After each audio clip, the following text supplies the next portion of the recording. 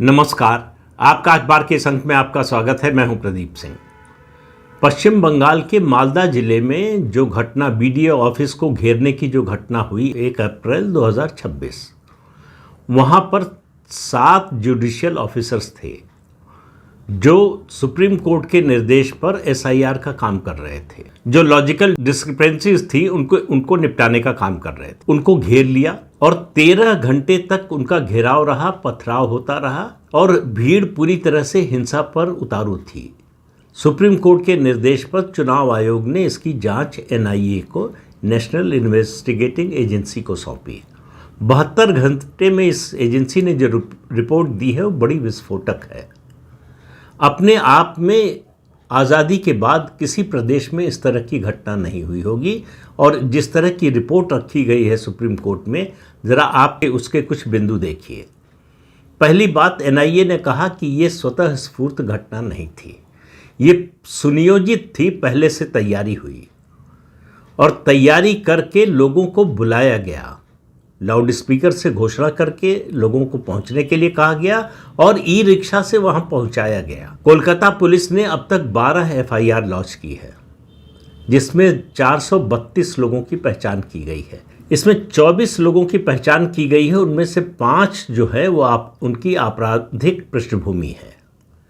ये तृणमूल कांग्रेस के कार्यकर्ता हैं या उससे जुड़े हुए हैं और इनका जिन लोगों की पहचान की गई है उनके कॉल डिटेल्स भी एनआईए को मिल गए हैं, तो उससे भी जो है ये मामला जुड़ता है। दूसरी बात कही जो एनआईए ने अपनी रिपोर्ट में सुप्रीम कोर्ट को, कि ये सुनियोजित तरीके से, योजनाबद्ध तरीके से इस भीड़ में महिलाओं को आगे रखा गया, जिससे पुलिस को, सुरक्षा बलों को कार्रवाई करने में दिक्कत आए, परेशानी हो। कहा वहाँ बीडीओ ऑफिस आसपास 16 सीसीटीवी कैमरे थे, जिनमें से 9 कैमरे खराब थे और जो 9 कैमरे खराब थे उनमें से एक कैमरा वो भी है जो मुख्य द्वार पर था।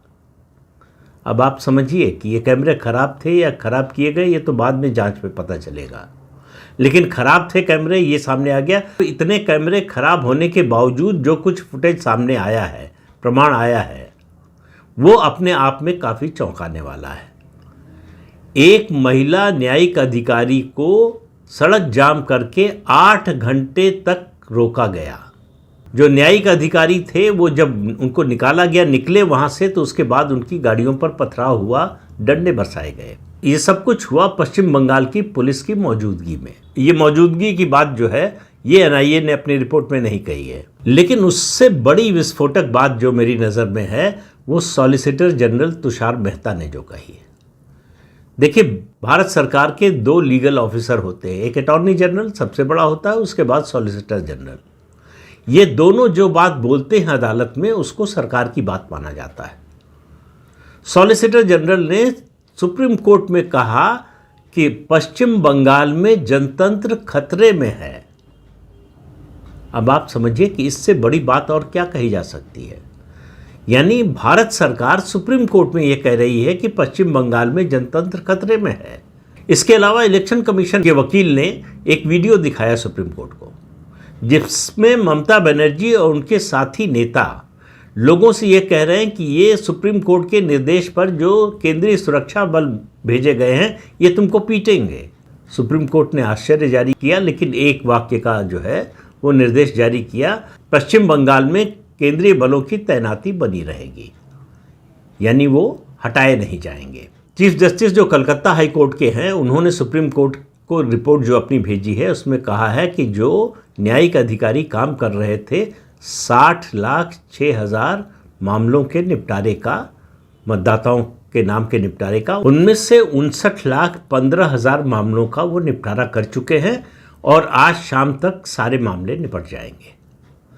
अब आता है 19 ट्राइब्यूनल बने हैं सुप्रीम कोर्ट के निर्देश पर, जो जिनके नाम कटे हैं वो उनकी जो शिकायत है वो जो कहना चाहते हैं उसकी सुनवाई करेंगे और उसके आधार पर तय करेंगे कि जिनके नाम कटे हैं उनमें से किसके नाम जोड़े जाने चाहिए, किसके नहीं। इन 19 ट्राइब्यूनल्स ने केवल 2 मामलों की सुनवाई की है अब तक, और ये दोनों मामले ऐसे व्यक्तियों के हैं जो उम्मीदवार थे चुनाव में, उनके नाम क्लियर कर दिए गए। इस पर जो ममता बनर्जी के वकील ने कहा कि 20 लाख मामले ऐसे हैं, 20 लाख मतदाताओं के नाम ऐसे हैं जो वोटर के रूप में मैप्ड हैं, यानी चिन्हित हैं मतदाता के रूप में, लेकिन उनका नाम काट दिया गया है।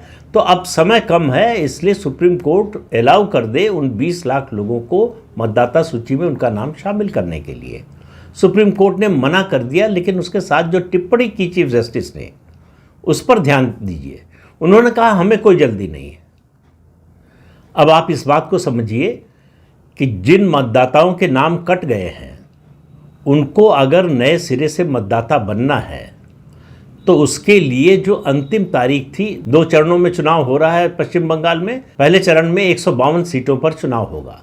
इन 152 सीटों के जो मतदाता हैं उनमें से अगर किसी का नाम कटा है और वो फिर से जुड़वाना चाहते हैं तो उसकी अंतिम तारीख थी 6 अप्रैल, यानी कल। वो खत्म हो गई। जो बाकी 142 सीटें बची हैं उन पर जो मतदाता सूची में नए सिरे से अपना नाम जुड़वाना चाहते हैं उसकी अंतिम तारीख है 9 अप्रैल, यानी आज से 2 दिन बाद। और सुप्रीम कोर्ट इस मामले की सुनवाई अब 13 अप्रैल को करेगा। तो आप समझ लीजिए कि कितने बड़े पैमाने पर नाम कटने वाले हैं। और ये जो नाम कटे हैं इनमें से अब ये नाम जुड़ नहीं पाएंगे। कब ज़्यादा से ज़्यादा आप कह सकते हैं 2 दिन बचा है 142 सीटों पर जो मतदाता हैं जिनके नाम कट गए हैं जुड़वाने के लिए। लेकिन उसका फैसला तो ट्राइब्यूनल करेगा, उसका फैसला चुनाव आयोग करेगा। तो आप मानकर चलिए कि ये जो नाम कट गए हैं फिर से वो नाम जुड़ने वाले नहीं हैं चुनाव में, जब तक कि चुनाव की तारीखों को स्थगित नहीं किया जाता, आगे नहीं बढ़ाया जाता, जिसकी कोई संभावना अभी दिखाई नहीं दे रही है। तो एक बात तो प्रथम दृष्टया शुरुआती तौर पर ये साबित हो चुकी है कि 1 अप्रैल की जो घटना थी वो बाकायदा प्लान करके की गई थी, योजना बनाकर की गई थी। अब आप समझिए, अगर किसी राज्य में केंद्रीय जांच एजेंसियों के अधिकारी सुरक्षित नहीं हैं, आम जनता की तो मैं अभी बात ही नहीं कर रहा हूं, जुडिशियल ऑफिसर्स जो सुप्रीम कोर्ट के निर्देश पर अपना काम कर रहे हैं, संवैधानिक काम कर रहे हैं, वो सुरक्षित नहीं है। चुनाव आयोग के लोग सुरक्षित नहीं है जो संवैधानिक संस्था है। तो सवाल यह है कि सुरक्षित कौन है? और ऐसे माहौल में अगर चुनाव होता है तो मतदाता की सुरक्षा की गारंटी लेने वाला कौन है? मतदाता को कैसे भरोसा हो कि वो वोट देने जाएगा तो उसके ऊपर हमला नहीं होगा, या वो वोट देकर निकलेगा तो उसके बाद हमला नहीं होगा, या चुनाव नतीजा आने के बाद उस पर हमला नहीं होगा? इसका जवाब किसी के पास नहीं है। इसका जवाब देने की कोशिश भी कोई नहीं कर रहा है। न सुप्रीम कोर्ट कर रहा है, न सरकार कर रही है, न कोई और एजेंसी। तो कौन करेगा? राज्य सरकार तो जो है उसी के निर्देशन में ये सब कुछ हो रहा है, ऐसा लग रहा है, जिस तरह का रवैया है राज्य सरकार का। तो एसआईआर के प्रोसेस को रोकने की जो सबसे बड़ी कोशिश थी, बल्कि हिंसक कोशिश थी ममता बनर्जी की सरकार की और उनकी पार्टी की, वो फेल हो चुकी है। एसआईआर की प्रक्रिया नहीं रुकेगी, ये सुप्रीम कोर्ट ने स्पष्ट कर दिया है। और सुप्रीम कोर्ट ममता बनर्जी की सरकार को इस मामले में किसी तरह की रियायत देने को तैयार नहीं है, किसी तरह की राहत देने को तैयार नहीं है। 13 अप्रैल को सुप्रीम कोर्ट क्या ऑर्डर पास करेगा, क्या बोलेगा, ये तो पता नहीं है। लेकिन अगर भारत का सॉलिसिटर जनरल सुप्रीम कोर्ट में खड़े होकर ये कहे कि पश्चिम बंगाल में जनतंत्र खतरे में है, तो मुझे नहीं लगता कि सुप्रीम कोर्ट को इसको सुनकर चुपचाप जो है छोड़ देना चाहिए। इस पर कोई ना कोई कार्रवाई तो होनी ही चाहिए। अगर जनतंत्र खतरे में है तब भी कोई कुछ करने को तैयार नहीं है, तो पश्चिम बंगाल में जनतंत्र को बचाएगा कौन? बचा सकते हैं मतदाता। सवाल यह है कि वो वोट दे पाएंगे क्या? अगर वो वोट नहीं दे पाएंगे तो वो भी नहीं बचा सकते। तो ये क्या मानकर चले कि पश्चिम बंगाल से जनतंत्र खत्म हो रहा है? ये सवाल मैं नहीं उठा रहा हूं, ये बात कही है सॉलिसिटर जनरल ने कि पश्चिम बंगाल में जनतंत्र खतरे में है। और ये बात एनआईए की इंटरिम रिपोर्ट कह रही है कि जुडिशियल ऑफिसर्स पर हमला सुनियोजित तरीके से हुआ। एक महिला न्यायिक अधिकारी जिसको 8 घंटे रोका गया, हाईवे जाम किया गया। ये हाईवे सीधे जुड़ता है सिलीगुड़ी से, जो सिलीगुड़ी कॉरिडोर है जिसको चिकन स्नेक कहते हैं। अगर वहाँ से सेना आना चाहे या यहाँ से सेना वहाँ जाना चाहे तो उस समय जा नहीं सकती थी। तो इसलिए एनआईए की जांच और ज़्यादा महत्वपूर्ण हो जाती है। क्या इसमें राष्ट्रीय सुरक्षा को लेकर भी खतरे की आशंका थी?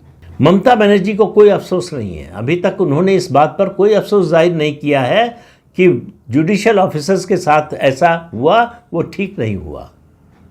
उनकी एक ही रट है कि एडमिनिस्ट्रेशन तो हमारे हाथ में है नहीं, अफसर तो अब चुनाव आयोग के हाथ में है।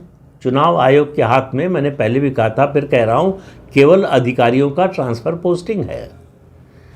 अगर प्रदेश का चीफ सेक्रेटरी और डीजीपी जिसकी पोस्टिंग की है चुनाव आयोग ने, वो कलकत्ता हाई कोर्ट के चीफ जस्टिस का फ़ोन नहीं उठाता। सुप्रीम कोर्ट ने कल कहा चीफ सेक्रेटरी से, तो उनके वकील ने कहा कि वो फ्लाइट में थे, दिल्ली आ रहे थे किसी मीटिंग के लिए 2 से 4 के बीच में, उनका शाम को आपसे बात हो सकती थी। अगर आपका फ़ोन उपलब्ध होता, अगर आपके बारे में जानकारी उपलब्ध होती, तो अब आप समझिए उस प्रदेश की हालत। उस प्रदेश के हाई कोर्ट के चीफ जस्टिस से बात नहीं हो सकती, चीफ सेक्रेटरी और डीजीपी से। उसके अलावा देश के चीफ जस्टिस ऑफ इंडिया कह रहे हैं कि वो रात को 2 बजे तक इस पूरी घटना पर नज़र रखे हुए थे। सवाल लोगों के मन में उठ रहा है कि उसके बाद हुआ क्या। चीफ सेक्रेटरी और डीजीपी को केवल ये कहकर सुप्रीम कोर्ट ने छोड़ दिया कि अभी कोई एक्शन नहीं ले रहे हैं। अब किस सीमा तक वो जाएंगे अपने ड्यूटी के नेग्लिजेंस में जब उनके खिलाफ एक्शन होगा। प्रशासनिक अधिकारियों के खिलाफ छोटी छोटी बातों पर एक्शन हो जाता है, कंटेम्प्ट ऑफ कोर्ट हो जाता है, उनके खिलाफ जो है स्ट्रिक्चर पास हो जाते हैं। लेकिन पश्चिम बंगाल के डीजीपी और चीफ सेक्रेटरी, इतनी बड़ी घटना के बाद भी उनके खिलाफ कोई कार्रवाई नहीं हुई। अब सवाल ये है कि जो चुनाव होगा वो किस मतदाता सूची के आधार पर होगा। तो सुप्रीम कोर्ट कह रहा है कि हम जल्दी में नहीं हैं, तो मतदाता सूची तो चुनाव से पहले तक तैयार नहीं हुई, तो उसके बाद तो उसका कोई मतलब नहीं है अगर उसमें नाम जुड़ते हैं नहीं जुड़ते हैं। वैसे भी नाम जोड़ने की तारीख निकल चुकी है, तो अब अगर कोई नाम जुड़वाना चाहे तो जुड़वा नहीं सकता है। ये बात भी सुनने को सुप्रीम कोर्ट तैयार नहीं है। इसका मतलब सुप्रीम कोर्ट का साफ इशारा ये है, ये बात कही नहीं है सुप्रीम कोर्ट ने, कि जो नाम काट दिए गए हैं वो कटे ही रहेंगे, नाम फिर से जुड़ेंगे नहीं। नए सिरे से आप मतदाता कम से कम इस चुनाव में नहीं बन पाएंगे।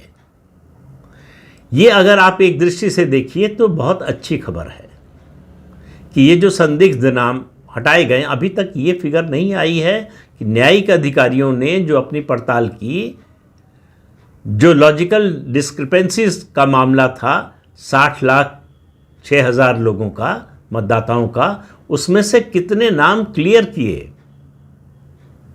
कि ये नाम संदेह के परे हैं, इनको मतदाता सूची में जोड़ दिया जाना चाहिए।